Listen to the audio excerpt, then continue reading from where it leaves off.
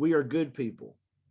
I learned this lesson in a very metaphorical fashion from an old Italian lady. Well, I don't know that she was from Italy, but she was from Sicily.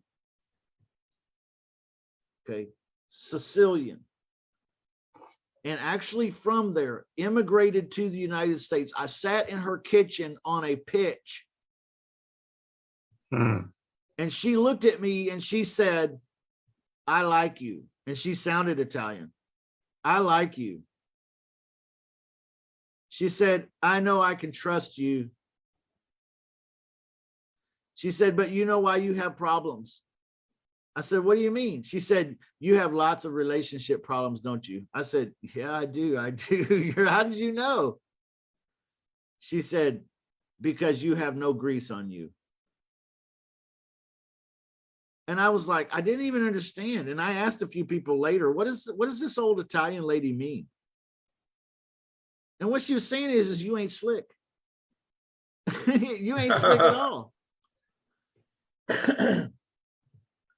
You're very passive. You go along with it. Oh, you want me to like you. You want me to like you so damn bad, you'll lie to me. And because of that, you're obvious and I kind of trust you.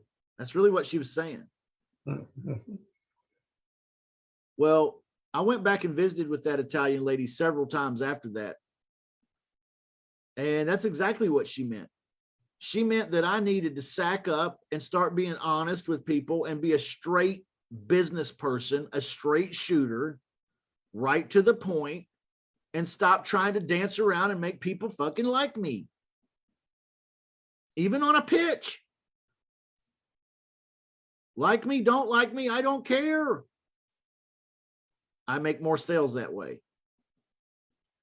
Going in, insisting that everyone be comfortable about everything and like you and not ever wanting to ask uncomfortable questions.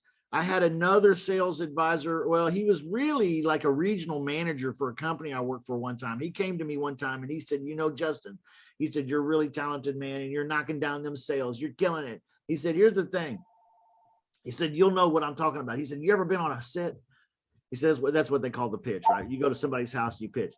He said, you ever been on a sit and you were talking with this individual and they were just being standoffish about it, or they were throwing your objections up there or stalls or what have you. He said, did you ever have a really, really crazy thought come to mind of some shit that you should say, but you knew that if you said it, it was going to be the most outlandish shit ever, and it was probably going to piss them off and they'd throw you out of their house? I said, yeah, I've had those thoughts, man. I said, yeah, I try to think through my thoughts before I talk, so I don't do that. He said, stop it. He said, next time those thoughts come to mind, say it. He said, you think it'll make them mad. He said, and maybe that's what they need to hear.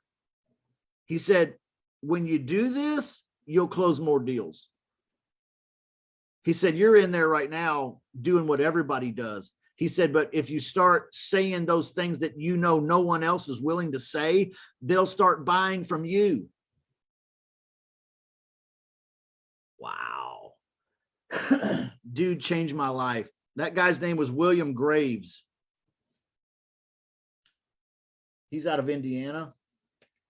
Haven't talked to him in probably 3 decades.